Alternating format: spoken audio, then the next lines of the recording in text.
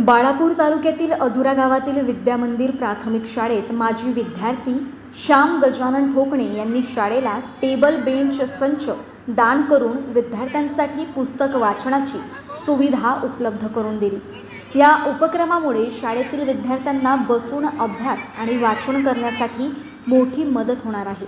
या कार्यक्रमाला शाळा व्यवस्थापन समितीचे अध्यक्ष शामभाऊ वैराळे, उपाध्यक्ष महादेव ढगारे, अंधुरा गावचे सरपंच संजय भाऊ हरिश्चंद्र वानखेडे, मुख्याध्यापिका Sunanda Dange, Bhagat sir, Daverao sir, Thackeray sir, Rahul bhau Umale आणि गौतम भाऊ वानखडे उपस्थित होते। मान्यवरांच्या हस्ते भूमिपूजन करून कार्यक्रम पार पडला।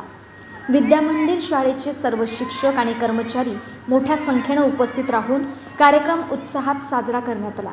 उपस्थितांनी श्याम गजानन ठोकणे यांच्या या सामाजिक उपक्रमाचं कौतुक केले। गावदर्पण न्यूज करिता प्रभुदास आवरे रेटेक। गावदर्पण न्यूज करिता